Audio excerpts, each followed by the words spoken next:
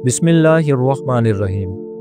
हज़रत अबू इस्माइल मुर्रा रहमतुल्लाहि तआला अलैह रोज़ाना 1000 नवाफिल अदा फरमाया करते थे और जब उम्र रसीदा हो गए तो 400 नवाफिल पढ़ते थे।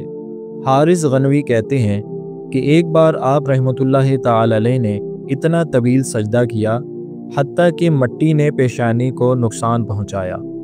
76 हिजरी में आप रहमतुल्लाहि तआला अलैह का विसाल हो गया। जब आप रहमतुल्लाहि तआला अलैह का इंतकाल हुआ तो अहले खाना में से किसी ने आप रहमतुल्लाहि तआला अलैह को ख्वाब में इस हाल में देखा गोया कि आप रहमतुल्लाह अलैह के सजदा की जगह चमकदार सितारे की मानिंद रोशन है। तो अर्ज़ की, ये आप रहमा के चेहरे पर क्या है? उन्होंने फरमाया, मेरी पेशानी को मट्टी के नुकसान पहुँचाने की वजह से नौरानी कर दिया गया है। अर्ज़ की, आखिरत में आपको क्या मुकाम हासिल हुआ?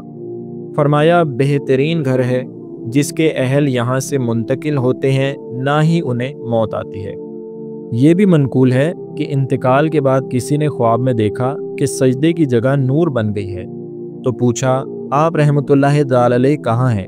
जवाब दिया, मैं ऐसे घर में हूँ जिसके अहल यहाँ से कूच करेंगे, ना ही उन्हें मौत आएगी। अल्लाह रब्बुल इज़्ज़त की इन बुज़ुर्गों पर रहमत हो और अल्लाह पाक इनके सदक़े हम पर अपना फ़ज़ल और करम फरमाए। दोस्तों, हमारी अगर ये मुख्तसर सी वीडियो आपको पसंद आई है तो हमारी इस वीडियो को लाइक और शेयर करें।